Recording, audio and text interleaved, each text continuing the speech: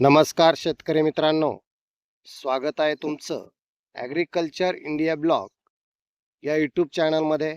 तर मित्रांनो, मी कैलास गावडे. मित्रांनो, ऊस हे आपल्या भागातील एक महत्त्वाचं पीक आहे. पण अनेकदा खर्च करूनही आपल्याला अपेक्षित उत्पादन मित्रांनो मिळत नाही. तसंच ऊसाचे वजन वाढायचं असेल तर किंवा 100 टनाचं उद्दिष्ट गाठायचं असेल तर मित्रांनो, खत व्यवस्थापन हा त्याचा कणा आहे. तर आजच्या व्हिडिओमध्ये आपण जाणून घेणार आहोत ऊसाच्या साधारणपणे एक महिन्यापासून तर 7 ते 8 महिन्याचं पूर्ण वेळापत्रक. कशा पद्धतीनं खत नियोजन केलं पाहिजे, कोणत्या वेळेस कोणतं खत पाण्यातून दिलं पाहिजे, याची सविस्तर माहिती मित्रांनो आपण या व्हिडिओच्या माध्यमातून पाहणार आहे. तर त्यासाठी मित्रांनो, तुम्हाला हा व्हिडिओ शेवटपर्यंत पाहायचा आहे. आणि नवीन असेल तर आपल्या ॲग्रिकल्चर इंडिया ब्लॉग ह्या यूट्यूब चॅनलला सबस्क्राईब करायचं आहे, जेणेकरून असे खूप छान सुंदर माहितीचे व्हिडिओ आपल्याला पाहायला मिळणार आहे. तर मित्रांनो, आपण जाणून घेणार आहे आता ऊसाच्या 1 ते 6 महिन्याचं पूर्ण गणित, की कोणत्या महिन्यामध्ये कोणतं खत सोडलं पाहिजे. तर मित्रांनो, साधारणपणे ऊस लावल्यापासून तर 2 ते 2.5 महिन्याच्या काळामध्ये आपल्याला ऊसामध्ये 126100 लागवडीनंतर 25 ते 40 दिवसांच्या दरम्यान आपल्याला 5 किलो प्रति एकर अशा प्रमाणे मित्रांनो हे खत आपल्याला पाण्यातून सोडायचं आहे. हे 126100 हे खत आहे. तर मित्रांनो, हे काय काम करतं पहा. यामुळे मुळांची वाढ चांगली होते आणि मुळांची वाढ जर चांगली झाली मित्रांनो तर फुटवे चांगले येतात. हे झालं मित्रांनो आपलं ऊसाचा पहिला टप्पा, साधारणपणे 1 ते 2, 2.5, 3 महिन्याचा. आता याच्यानंतर आपल्याला पाहायचं आहे मित्रांनो, साधारणपणे 19 आपल्याला आता हे खत लागवडीनंतर 45 ते 80 ते 85 दिवसांच्या दरम्यानचा हा डोस आहे. तर मित्रांनो, 5 ते 10 किलो प्रति एकर आपल्याला हे सुद्धा पाण्यातून द्यायचं आहे. सुरुवातीची वाढ चांगली संतुलित राहते आणि ऊस एक समान वाढण्यासाठी 19 या खताचा आपल्याला वापर करायचा आहे. याच्यामुळे फुटव्यांची संख्या आणि ऊस चांगला एक समान वाढतो. त्याच्यामुळे 19 ह्या खताचा आपल्याला वापर करायचा आहे. त्याच्यानंतर मित्रांनो दुसरा टप्पा आहे, तो म्हणजे ह्युमिक ॲसिड. सुरुवातीच्या काळात म्हणजे 1 लिटर प्रति एकर दिल्यास जमिनीतील सूक्ष्म अन्नद्रव्ये उपलब्ध होण्यास मदत होते. मित्रांनो, सुरुवातीच्या काळामध्ये हे ह्युमिक ॲसिड 1 लिटर प्रति एकर पाण्यामधून आपल्याला द्यायचं आहे. याचा आपल्या जमिनीतील सूक्ष्म अन्नद्रव्यांचा उपलब्ध होण्यासाठी खूप चांगल्या प्रकारचा फायदा होणार आहे.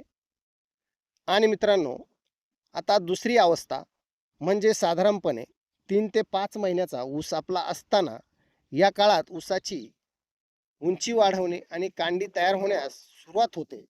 म्हणजे हा काळ खूप महत्त्वाचा असतो.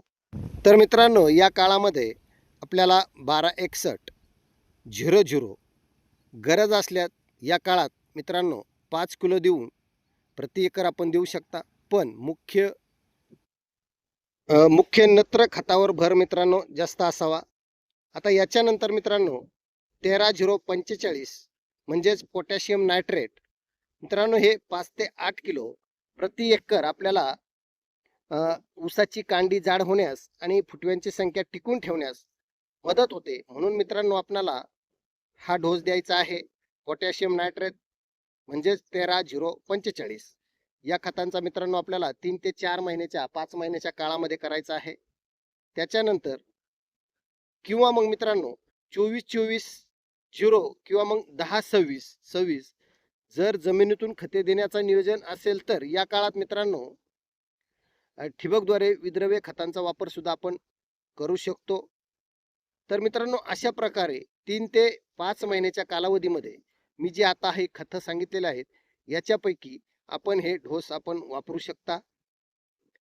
त्याच्यानंतर मित्रांनो, आता आपल्याला तिसरा टप्पा जो पाहायचा आहे, तर तो कालावधी आहे मित्रांनो 5 ते 7 महिन्याचा. आणि या 5 ते 6 महिन्याच्या कालावधीमध्ये मित्रांनो, ऊसाला कांडी पकडण्याची अवस्था असते आणि या अवस्थेच्या काळामध्ये ऊसाला उंचीसोबतच वजन वाढणे आणि रसाची गुणवत्ता सुधारणे यावर लक्ष देणं खूप गरजेचं असतं मित्रांनो. त्यासाठी मित्रांनो, आपल्याला आता दुसरे जे खते आहेत ते आपल्याला कशा प्रकारे पाण्यातून सोडायचे आहेत ते आपण पाहू शकता मित्रांनो.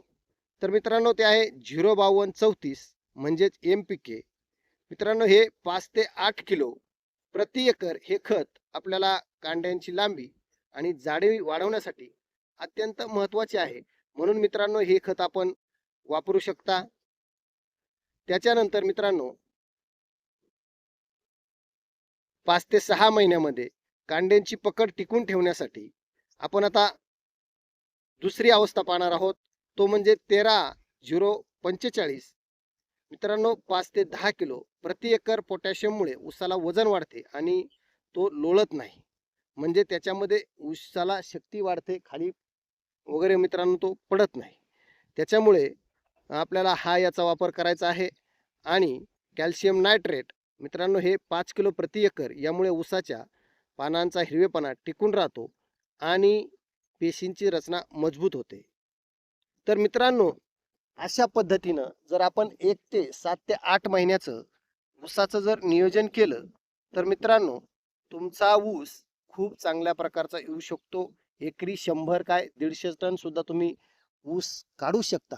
पण मित्रांनो, अशा पद्धतीने जर खत व्यवस्थापन जर केलं तर आता दुसरी गोष्ट मित्रांनो, काही महत्त्वाच्या टिप्स. तर मित्रांनो, आता खतांचे मिश्रण नेहमी लक्षात ठेवा. कॅल्शियम नायट्रेट हे इतर कोणत्याही खतासोबत मिसळू नये, ते नेहमी वेगळे सोडावे. दुसरी गोष्ट, त्याच्यामुळं काय होतं, विशेषतः ज्यामध्ये फॉस्फरस किंवा सल्फेट आहे त्याच्यामुळे मित्रांनो. आता मित्रांनो, दुसरी टिप्स खूप महत्त्वाची आहे. शक्य असल्यास माती परीक्षण करून गरजेनुसार खतांची मात्रा ठरावी. तिसरी टिप आहे सूक्ष्म अन्नद्रव्ये. 5व्या महिन्यापर्यंत किमान 2 वेळा चिलेटेड सूक्ष्म अन्नद्रव्यांची आळवणी किंवा मग स्प्रे करणे फायदेशीर ठरते.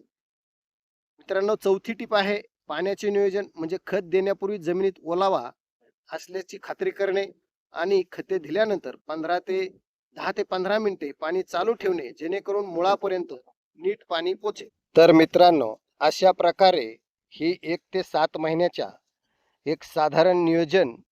पण आपली जमीन आणि हवामान वेगळे असू शकते, त्यामुळे माती परीक्षण करून नक्की करा. आणि जर तुम्हाला तुमच्या शेतीबद्दल काही प्रश्न असतील किंवा या खतांच्या वापराबद्दल काही अनुभव असतील, तर आपल्या कमेंट बॉक्समध्ये नक्की सांगा. आणि व्हिडिओ माहितीपूर्ण वाटला असेल तर मित्रांनो, लाईक करा आणि आपल्या इतर शेतकरी बांधवांना हा व्हिडिओ शेअर करा. शेअर करायला विसरू नका. आणि चॅनलवर नवीन असेल तर मित्रांनो, आपला ॲग्रिकल्चर इंडिया ब्लॉग या चॅनलला नक्की सबस्क्राईब करा. भेटू अशाच एका नवीन माहितीसह पुढच्या व्हिडिओमध्ये. मित्रांनो, व्हिडिओ शेवटपर्यंत पाहिल्याबद्दल खूप खूप धन्यवाद. जय हिंद, जय महाराष्ट्र, जय जवान.